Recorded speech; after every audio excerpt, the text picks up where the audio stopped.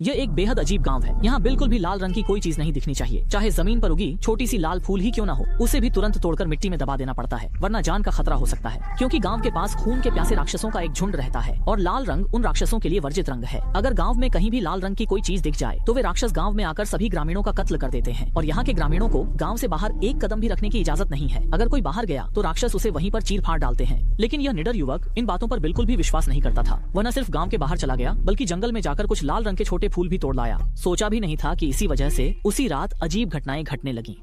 पहरेदार ने देखा कि लाल कपड़े वाला राक्षस गांव में घुस आया है तो उसने तुरंत चेतावनी की घंटी बजा दी। जैसे ही गांव वालों ने घंटी की आवाज सुनी, वे सब पागलों की तरह अपने अपने घरों की ओर भागने लगे और फिर जल्दी से पहले से खोदे गए तहखानों में छिप गए। उनके चेहरों के भाव से साफ पता चलता था कि यह राक्षस कितना डरावना है। इसी दौरान अंधी लड़की छुई हुआ दरवाजे पर हाथ फैलाए अपने प्रेमी का बेसब्री से इंतजार कर रही थी। सौभाग्य से जैसे ही राक्षस पास आया, उसका प्रेमी समय पर पहुंच गया, उसे घर के अंदर खींच लिया, फिर स्टील का दरवाजा बंद किया और तहखाने में छिप गया, जिससे वे दोनों खतरे से बच गए। अगले दिन सुबह जिन घरों में राक्षस आया था उन सभी पर खून से सने पंजों के निशान रह गए। यह साफ था कि राक्षस का बदला अभी खत्म नहीं हुआ था। इसके बाद गांव में तुरंत पंचायत बुलाई गई, जिसमें चर्चा हुई कि राक्षस को कैसे माफी के लिए मनाया जाए। राक्षस के गुस्से को शांत करने गांव के मुखिया ने आदेश दिया कि गांव में बचा आखिरी आधा सुअर मांस उसे भेंट कर दिया जाए, इस उम्मीद में कि राक्षस उसे खाकर रह दिखाए। वास्तव में रात होने पर राक्षस फिर कभी नहीं आया और गाँव वाले एक बार फिर से शांतिपूर्वक और सुखी जीवन जीने लगे।